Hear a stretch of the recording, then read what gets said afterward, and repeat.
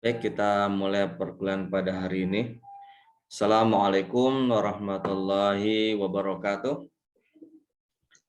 Waalaikumsalam warahmatullahi wabarakatuh. Ya, alhamdulillah teman-teman semua, hari ini kita bisa bertemu kembali ya untuk mata kuliah etika profesi gitu ya. Tidak terasa hari ini kita sudah masuk materi yang ke-12 gitu ya. Hari ini kita akan banyak membahas tentang bagaimana manfaat etika profesi gitu ya diterapkan dalam pekerjaan kita gitu ya, kemudian dalam lingkup profesi yang kita jalani sehari-hari gitu. Baik teman-teman semua, seperti biasanya sebelum kita mulai perkuliahan, sama-sama kita membaca basmalah terlebih dahulu. Bismillahirrahmanirrahim. Bismillahirrahmanirrahim. Ya, saya akan share screen ya untuk mata kuliah pada hari ini. Oh ya, saya juga mengingatkan ke teman-teman semua, jangan lupa di e-learning IBM, teman-teman download materi perkuliahan, kemudian mengerjakan tugas yang diberikan, lalu menanggapi forum, dan terakhir presensi. Nah, itu jangan lupa teman-teman ya. Itu karena itu menjadi bagian dari aktivitas perkuliahan gitu ya. Nah, baik teman-teman semua. Kalau kita bicara tentang etika profesi, kita akan berkaitan kenapa sih hal ini harus dipakai gitu ya. Kenapa dalam profesi itu perlu etika gitu. Manfaatnya apa gitu. Kenapa ditanyakan gitu? Karena biasanya sesuatu hal itu dilihat dari manfaatnya gitu. Sesuai dengan kebutuhan kita enggak gitu. Kalau sesuatu itu tidak ada manfaatnya buat kita, ya mungkin tidak akan kita kerjakan gitu, atau kita turuti sebuah perintah, sebuah kegiatan gitu ya. Ya kayak kita menggunakan media sosial gitu ya, mengenai Zoom ini. Mungkin kalau Zoom ini nggak ada manfaatnya buat kita, ya tidak akan kita gunakan gitu ya. Baik, ada dua pokok bahasan kita bahas di sini. Yang pertama mengenai pentingnya kode etik dan tanggung jawab profesi. Yang kedua, manfaat kode etik dan tanggung jawab profesi. Nah, tentang pentingnya kode etik ya dan tanggung jawab profesi. Nah, ini menurut Adam dalam bukunya tahun 2007, kode etik merupakan tadi ya, ini pengasih pengertian itunya. Ini sudah kita bahas sebenarnya. Cara memperbaiki iklim organisasi sehingga individu berlaku secara etis. Jadi sederhananya adalah bagaimana dalam sebuah organisasi itu menciptakan sebuah iklim atau sebuah budaya hingga semua orang-orang yang bekerja di dalamnya bekerja sesuai dengan secara etis, sesuai norma-norma yang berlaku gitu. Nah, kontrol etis diperlukan karena sistem legal pasar tidak mau mengarahkan perilaku organisasi mempertahankan dampak moral dalam setiap keputusan bisnisnya. Nah, etika ini digunakan untuk penyamarataan, gitu ya. Karena secara sistem legal yang menyeluruh, gitu ya kan, itu tidak bisa mengontrol seluruhnya ya perilaku organisasi, gitu. Karena itu diperlukan ada sumber-sumber etika, gitu, yang diperlukan. Kalau gitu ntar berantakan semua. Lanjut ya. Nah, perusahaan sendiri tempat kita bekerja nih ya memberikan kode etik untuk menentukan status bisnis dalam sebuah profesi, di mana kode etik merupakan salah satu penandanya gitu. Kami pun di dosen ya, di tenaga pengajar itu punya kode etik dosen gitu, yang harus kita patuhi. Gitu. Karena kalau kita melanggar itu juga ada sanksinya. Gitu. Apalagi ini dalam tahap yang perusahaan gitu ya. Nah, kode etik dipandang sebagai upaya menginstitusionalisasikan moral dan nilai pendiri perusahaan, sehingga kode etik menjadi bagian dari budaya perusahaan. Gitu.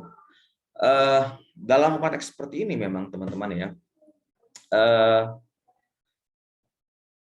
kode etik sendiri sebenarnya tidak hanya berlaku ditentukan oleh sebuah profesi gitu ya. Misalkan sebuah humas di perusahaan gitu ya, kan ada kode etiknya ya. Ada lembaga perhumasnya, Persatuan Humas Indonesia gitu ya, perhumasnya. Itu ditentukan oleh kode etiknya bagaimana. Tapi juga untuk kode etik humas yang bekerja di sebuah perusahaan juga ditentukan oleh nilai-nilai etik ada dalam perusahaan tersebut. Dan itu biasanya gitu ya, itu tergantung bagaimana si pemilik modal, bagaimana si ownernya, bagaimana budayanya atau adat yang biasa dimiliki oleh si ownernya gitu ya. Jadi itu. Jadi kalau yang kode etik yang tadi saya bilang ada Perhimpunan Humas Indonesia gitu, itu untuk yang umumnya. Ada tambahan khususnya gitu ya. Misalkan gini, Humas perusahaan Jepang pasti dia punya cara-cara tertentu gitu kan dalam bagaimana membuat perusahaannya menjadi wajib sesuai dengan nilai-nilai Jepang misalkan. Karena terbiasa dengan hal itu. Gitu. Misalkan apa? Kalau bekerja nggak boleh ribut gitu, harus tepat waktu gitu. Terus kemudian ada adat budaya membungkuk gitu misalkan ya atau apa segala macam misalkan gitu ya. Dan lain-lainnya gitu. Ada kayak gitu. Jadi yang bersifat khusus. Begitu pun dengan orang India ataupun yang misalnya pengusaha dari Muslim gitu ya. Muslim misalkan harus sholat berjamaah gitu di waktu sholat zuhur gitu. Yang sholat pagi dan waktu asar pas ini. Saya dulu pernah waktu saya kuliah ya, saya pernah PKL tuh ya di sebuah perusahaan yang wah itu hebat banget tuh ya. Jadi dia sebenarnya nggak mewajibkan ya, tapi dia menghimbau karyawannya. Jadi setiap pagi itu kan masuk ke jam 8 ya. Jadi jam setengah 7 itu sudah di perusahaan, sudah di pabrik gitu ya. Kenapa di pabrik? Karena saya dulu sebenarnya S1-nya jurusan teknologi industri gitu ya. Kemudian baru ini S2-nya baru saya komunikasi. Nah, waktu saya PKL tentang industri itu, biasa kita masuk ke perusahaan jam setengah 7 itu, kemudian kita ini ada senam. Habis senam, itu karyawan laki-lakinya hampir semuanya sholat duha semua di masjid. Karena ada masjid besar, sampai segitunya. Gitu. Nanti jam 8 mereka baru masuk. Jam 12 gitu, semuanya sholat berjamaah dulu, baru makan siang. Gitu ya. Jadi ada adat-adat yang sudah dibiasakan di sana. Gitu. Dan ini karena sudah menjadi kebiasaan, jadi sudah tidak menjadi beban buat karyawan yang mungkin akan menjadi hal yang cukup agak kaget buat orang-orang baru gitu yang baru bergabung. Tapi buat yang karyawan biasa itu karena sudah menjadi kebiasaan itu menjadi hal yang biasa. Apa dampak yang timbul jika tidak dibuat kode etik profesi? Nah, dampaknya apa? Pastinya bisa terjadi penyalahgunaan profesi karena tidak ada panduannya bagaimana kita melakukan sesuatu gitu. Bayangkan kalau misalkan kita hidup di masyarakat tidak ada peraturan, kan pasti bisa kacau, bisa terjadi penyalahgunaan gitu. Teman-teman yang sebagai mahasiswa gitu, kan pasti ada aturan yang sebagai mahasiswa harus seperti apa. Haknya misalnya mendapatkan pengajaran gitu ya, mendapatkan ilmu misalnya haknya. Kewajibannya apa? Yaitu membayar uang SPP kuliah, bertingkah laku baik gitu. Kode etik seperti itu gitu kan misalkan. Apalagi dampak yang timbul kalau nggak ada kode etik profesi? Bisa mengabaikan tanggung jawab, kan nggak ada pedoman, nggak ada guide-nya ya. Kita bisa seenaknya saja. Lihat nih. Yang ketiganya, memungkinkan setiap individu untuk mendalurkan kepentingan pribadi. Nah, ini banyak terjadi di kita ya. Biasanya kita mau biasanya kan pribadinya untuk bekerja untuk kekayaan pribadinya bukan perusahaan. Gitu. Ya, yang orang korupsi kan begitu, korupsi.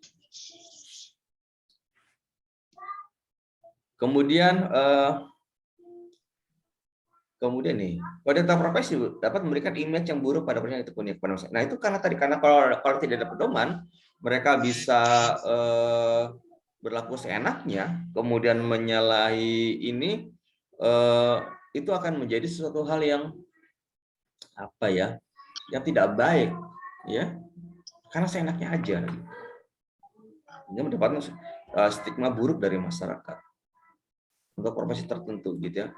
Ini banyak nih misalkan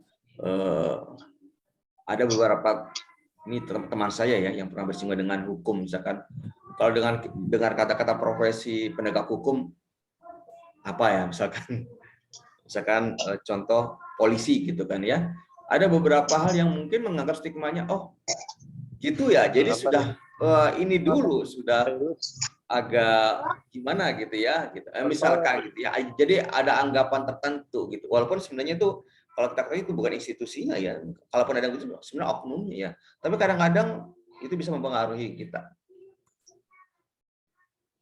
Apa menjadi fungsi dari kode etik profesi? Menjunjung tinggi martabat profesi. Orang-orang yang benar-benar melakukan sesuai dengan kode etik profesinya ini akan terlihat baik, gitu. Sesuai yang diharapkan oleh perusahaan atau sekeliling atau masyarakat, gitu ya. Melindungi yang menjadi layanan profesi dari perbuatan hal yang malpraktek. Jadi di luar yang menjadi seharusnya. Gitu.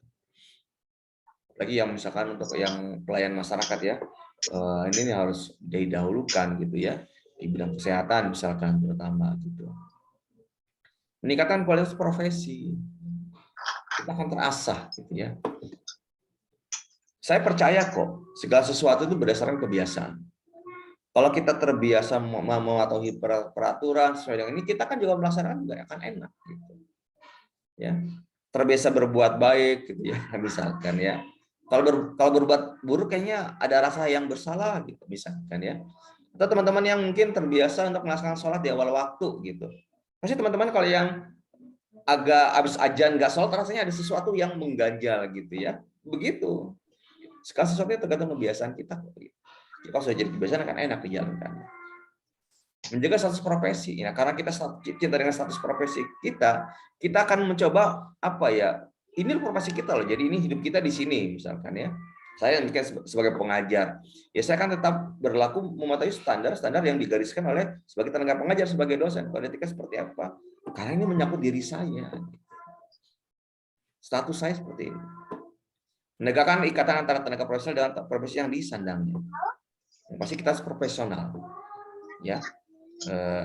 Jangan ada misalkan hal yang berkaitan dengan pribadi gitu.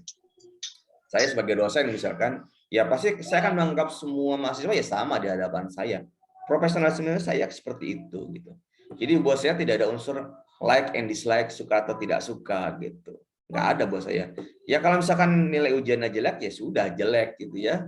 Tidak ada unsur misalkan oh ini karena dia adik saya atau anak saya, enggak gitu. Ya, agak berbeda. Contoh profesional. Jadi kita bisa profesional. Apa yang menjadi manfaat dari kode etik? Kita lihat ya. Dapat meningkatkan kredibilitas korporasi perusahaan. Iya. Kalau sungkan kode etik itu menjadi standar kan ya. Standar yang sudah kita buat. Biasa kalau nama standar itu rada agak tinggi gitu ya. Nah, itu bisa meningkatkan kredibilitas perusahaan. Contohnya apa? Majalah Tempo, Kompas. Mereka tuh dalam jam profesi wartawan, nah itu benar-benar dijaga. Hingga tidak heran kemudian marwah dari media tersebut juga baik gitu ya. Kredibilitasnya baik di mata masyarakat. Majalah-majalah media-media kayak Tempo, Kompas misalkan, itu kalau misalnya ada wartawannya yang ketahuan menerima sesuatu aja dari sumber itu langsung dipecat. Saya lu gitu, Pak. Saya waktu masih kerja di grup Kompas, wartawan begitu juga gitu. Ketat gitu. Nggak boleh terima sesuatu dari narasumber gitu. Kemudian kita menjaga etika ketika berhubungan narasumber gitu ya. Nah, itu yang di ini. Dulu ketika saya waktu menjadi awal-awal masuk ke Kompas Gramedia itu saya jadi diklat itu selama sebulan. Tidak hanya mengajarkan bagaimana menulis yang baik atau foto yang baik, tapi juga diajarkan bagaimana bertingkah laku profesional sebagai wartawan. Dulu begitu. Nah, kode etik profesi menyediakan kemungkinan untuk mengatur dirinya sendiri, baik korporasi dan bisnis pada umumnya. Iya, karena ada panduan yang kita jelaskan gitu. Ya kayak kita sholat aja lah. Kita jelaskan ada sholat yang 4 rakaat dan 2 rakaat segala macam. Itu panduan bagi buat diri kita. Kode etik profesi dapat menjadi alat atau sasaran untuk menilai dan mengapresiasi tanggung jawab perusahaan. Iya, karena sudah jelas kan, ya ada tadi aturan-aturan, sehingga kita bisa lihat ini perusahaan ini berjalan sesuai dengan kode etik atau tidak. Karena ada standarnya seperti itu, penilaiannya pun mudah gitu. Lihat nih slide selanjutnya. Kode etik profesi merupakan alat yang ampuh untuk menghilangkan hal yang belum jelas menyangkut norma-norma moral. Iya. Kalau nggak ada kode etik, kita nggak tahu batasan norma yang benar seperti apa gitu. Iya kan? Karena gini, kaitan nilai moral baik buat saya kadang-kadang belum tentu baik buat orang lain. Ya, kalau tidak ada standar norma yang seperti apa tadi gitu. Kan begitu. Ya. Misalkan apa? Ini yang kadang sering kali di pekerjaan ya. buat saya misalkan ya, apapun kalau bisa kita bekerja di perusahaan, mengambil apapun walaupun kecil, itu tetap buat saya tidak baik, nggak boleh gitu kan, itu hak perusahaan. Tapi buat teman saya yang lain mungkin, kalau mengambil sesuatu dari tempat kerjaan nggak apa-apa, asalkan benda itu misalkan sudah tidak terpakai ataupun cuma ngambil kecil, kan ada yang beranggapan seperti itu, gitu ya. Nah, kalau tidak ada norma-norma yang mengatur, etika yang mengatur gitu, mungkin akan dianggap itu sebuah kebenaran, nggak apa-apa, karena tidak merugikan perusahaan juga, gitu ya kan. Gitu. Kalau buat saya enggak, gitu misalkan. Gitu. Contohnya seperti itu ya. Nah, tanggung jawab profesi ini. Dengan kita mengerti etika ini ada kesadaran, pengertian. Kan gitu. Kalau segala sesuatunya, awalnya mungkin kita terpaksa ya mematuhi sesuatu sesuai peraturan yang berlaku segala macam gitu awalnya. Tapi kalau itu sudah menjadi kebiasaan, kemudian sudah menjadi habit buat dirinya, itu akan timbul kesadaran. Oh, memang saya bertingkah laku seperti ini. Gitu. Ya. Kalau teman-teman ini kadang-kadang gini nih, kadang-kadang itu terbawa terus dalam dirinya. Ini saya pernah punya tetangga gitu ya. Ketika dia masih bekerja itu ya karena dia mungkin punya jabatan yang semuanya serba diurus oleh anak buah segala macam gitu. Dia terbiasa dengan itu, kemudian terbiasa memerintah. Ketika dia pensiun, ternyata gaya-gayanya, cara dia duduk, cara dia berbicara seperti itu gitu ya.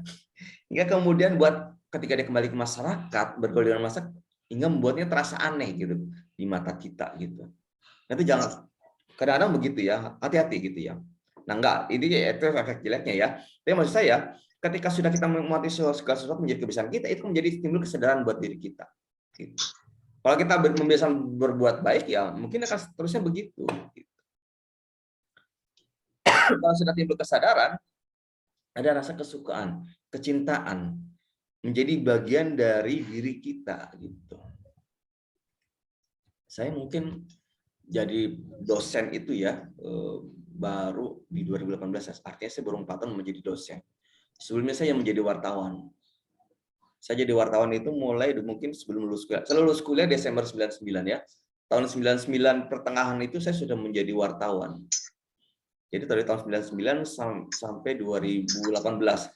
Artinya sudah lebih dari 18 tahun ya, 19 tahun gitu ya.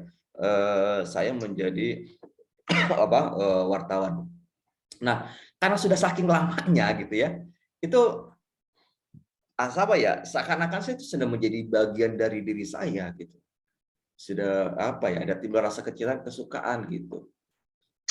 Baik dari saya berbicara, bertingkah laku gitu. Itu menjadi seperti sudah tidak terpisahkan dari dunia yang dulu membesarkan saya gitu. Itu contohnya gitu ya. Dalam hal menulis juga saya masih terbiasa dengan ketika dalam membuat sebuah unsur 5W1H-nya misalkan dalam judul itu menjadi unsur yang buat saya itu menjadi sesuatu yang penting gitu. Ataupun ketika kita berbicara dengan orang lain gitu ya. Kalau saya wawancara orang lain apa biasanya? Saya paling suka mendengar orang lain gitu ya. Orang lain berbicara kemudian nanti kita tanggapi, kita ini gitu. Jadi saya ketika berbicara saya tidak pernah menguasai atau mendominasi karena kebiasaan saya seperti itu. Kemudian kalau saya berbicara karena kebiasaan saya juga saya pasti menatap mata yang saya wawancara, saya ajak ngobrol. Maaf nih saya agak batuk.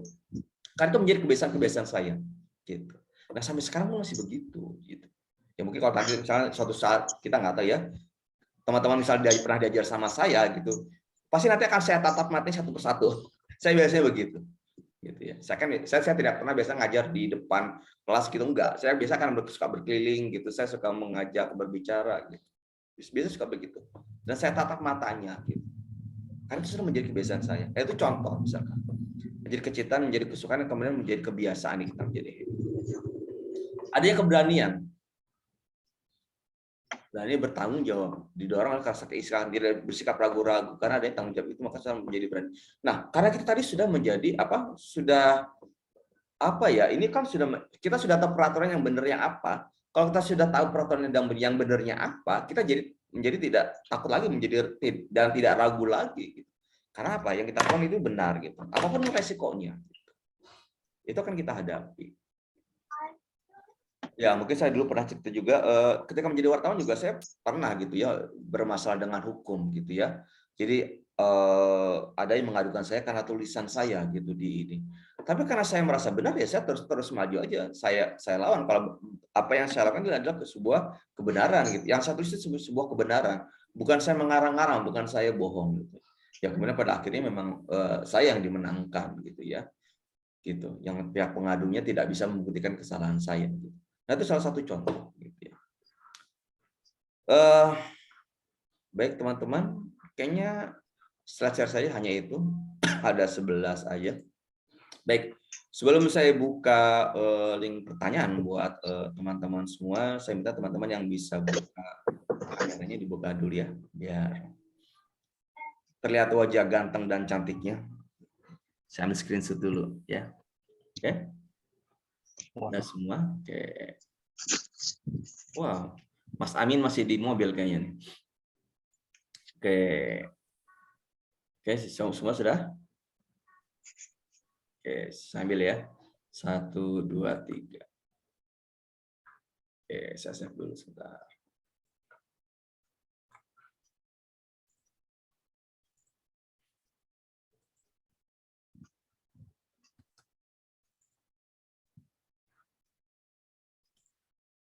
Sekali lagi teman-teman ya, sambil ya.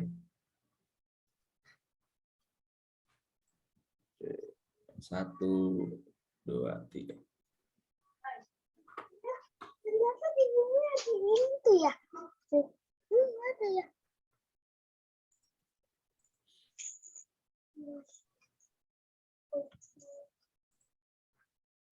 Oke teman-teman, silakan ada yang mau ditanyakan dari materi kita pada hari ini. Silakan, ada yang mau ditanyakan? Ada yang mau ditanyakan? Silakan, Nida. Saya gini, kan saya tahu Pak, kalau misalkan di kantor itu, misalkan katanya nih Pak, yang saya tahu dari fakta-fakta, kalau misalkan kita cuti itu diam atau enggak telat, itu kan bakal dipotong ya gajinya. Terus setelah itu kalau misalkan kita lembur itu dibilangnya loyalitas.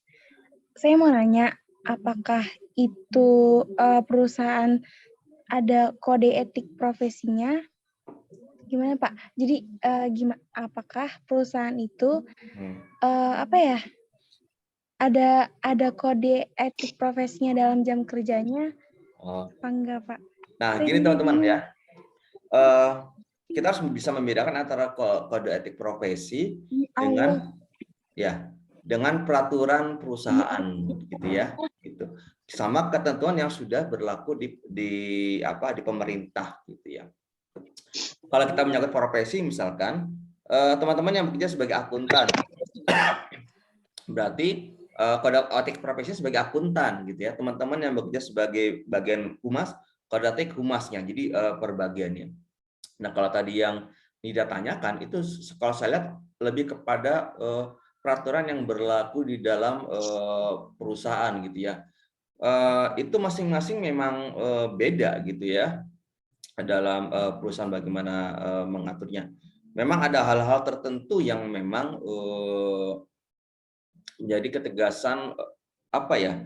Ada hal tertentu yang kadang-kadang perusahaan kadang suka mengabaikan gitu ya. Contoh nih teman-teman, di peraturan Depnaker ya, itu sebenarnya pekerja perempuan itu harusnya berhak mendapatkan cuti apa selain cuti melahirkan cuti haid gitu ya, 1 atau 2 hari gitu. Itu saya lihat di beberapa banyak perusahaan banyak yang tidak mengindahkan gitu ya. Apalagi kebijakan lainnya misalkan yang harus dilakukan dalam sebuah pekerjaan, misalkan di ruang pabrik atau apa ya, itu kamar mandi wanita harus lebih banyak ketimbang kamar mandi pria gitu. Minimal dengan jumlah karyawan yang sama ya antara laki-laki dan perempuan, itu harus lebih banyak toilet atau kamar mandi buat wanita ketimbang pria. Kenapa? Karena masa wanita berada di dalam toilet atau kamar mandi itu lebih lama ketimbang pria misalkan. Gitu ya. Pria hanya dihitung rata-rata prapelitan rata-rata 3 menit. Nah, rata-rata kalau perempuan itu di atas 10 menit gitu. Itu udah ada penelitian kayak gitu. Nah, kaitan tadi yang Nida tanyakan masalah terlambat, masalah segala macam, itu tergantung dari peraturan dari pekerjaan gitu ya dari perusahaan tersebut. Memang ada yang di tempat saya juga ada gitu ya. Untuk mendisiplinkan karyawannya kalau misalkan terlambat datang dipotong gaji 50.000 gitu ya. Ada kayak begitu. Terlambatnya cuma 1 jam, setengah jam atau 1 jam gitu ya. Kemudian kalau tidak masuk apa lagi ya. Ini. Kemudian cuti tidak boleh gitu. Nah, sebenarnya itu tergantung kebijakan. Yang di kita tuh adanya acuan dari Depnaker mengenai perundang-undangan mengenai tenaga kerjaan gitu. Nah, Nida mungkin bisa searching gitu ya. Aturan-aturan apa yang mungkin tidak sesuai dengan aturan dari Depnaker kayak Kemenaker gitu ya tentang bekerja gitu ya. Ini harus diperhatikan gitu ya. Kalau tadi sih tergantung dari pekerjaannya ya, dari perusahaannya ya, itu masalah loyalitas dengan kami atau tidak gitu ya. Karena saya juga dulu bekerja begitu ya, pernah merasakan bekerja yang cuma kalau saya wartawan ya, dulu saya bekerjanya yang penting saya ada waktu 8 jam gitu. Di tempat tidak saya mau masuk jam berapa artinya 8 jam gitu aja, ada absennya segala macam. Dulu begitu. Ya. Gitu sih Dida yang bisa saya terangkan. Yang pasti kalau misalkan perusahaan itu tergantung peraturannya yang ada di perusahaan tersebut dan biasanya mereka sudah punya acuannya gitu. Itu sih Dida, masalah sanksi juga kayak gitu. Jadi harus bisa membedakan antara profesi, kode etik profesi dengan tadi peraturan yang dibuat oleh perusahaan. Itu sih Dida. Gimana? Baik, Pak. Terima kasih, Pak. Ya. Pak, maaf saya izin bertanya. Ya, silakan Tia. Mengenai pertanyaan dari Mbak Nida, itu kan banyak dong ya Pak ya yang merasakan hal seperti itu ya. Termasuk saya juga pun kadang ikut merasakan di tempat kerja atau yang seperti biasanya kalau misalkan kita kayak datang harus sebelum jam kerja bahkan ya Pak, harus in time bahkan bukan on time lagi ya Pak. Dan kemudian setelah jam kerja kita harusnya sudah pulang, tapi kita tetap dituntut untuk terus bekerja, Pak, gitu. Jadi ada yang dibilang sama Mbak Nina betul, ada loyalitas gitu ya, Pak ya. Dan itu yang saya ingin pertanyakan, bagaimana sih Pak cara menyikapi hal seperti itu gitu ya, Pak. Sedangkan kita hanya misalkan kita mau mengungkapkan hal itu ya, tapi nggak tahu caranya bagaimana karena yang lain pun sama gitu, Pak. Ada serikat pekerja dirugikan. Ada serikat pekerjanya nggak di tempat di kantor atau di perusahaan? Serikat pekerjaannya maksudnya gimana Pak? Serikat pekerja kayak SPSI kayak gitu. Serikat pekerja. Oh gitu nggak ada Pak. Oh harusnya ada tuh. Jadi perusahaan harus membentuk serikat pekerja yang membawahi keluhan-keluhan dari pekerja gitu. Kemudian apakah perusahaan juga membuka link untuk ini keluhan-keluhan, membuka peluang nggak? Oh itu enggak sih Pak. Jadi betul-betul kayak di cuman hanya di lingkaran itu dan manajernya pun kayak nggak ngasih ruang untuk kita komplain. Padahal di peraturan perusahaan tuh jelas ya Pak ya, nggak boleh lebih kerja dari 8 jam ya Pak. Yang saya baca ya Pak ya. Ya betul. Tapi pada kenyataannya dituntut dengan katanya loyalitas gitu Pak. Jadi saya sebagai karyawan ingin menuntut hak saya, tapi saya juga nggak tahu Pak gimana caranya. Ya? Kalau menurut Bapak, saya gimana cara menyikapinya gitu Pak? Ya, kalau saya sih gini, saya juga pernah menghadapi situasi seperti itu. Yang pertama, kalau tadi saya bilang, ada nggak tempat atau pemimpin yang mungkin bisa diajak bicara untuk masalah ini, gitu ya? Entah supervisor atau manajer yang mungkin nanti bisa menyampaikan ke atasannya gitu. Ya, cara pertama itu. Kemudian cara yang kedua, nah ini pernah dilakukan sama teman-teman saya ketika ruang itu nggak ada, kita membuat sesuatu kayak semacam surat kaleng lah kayak gitu kepada pimpinan perusahaan agar dia tahu kondisinya seperti apa gitu. Yang nonem gitu ya. Jadi untuk sebagai warning dari ini gitu. Kalau misalnya tidak ada ruang ini ya. Kemudian yang ketiganya, kalau misalkan semua hal itu tidak bisa, jadi kita kayaknya kok ini tetap melanggar, itu merugikan waktu kita segala macam.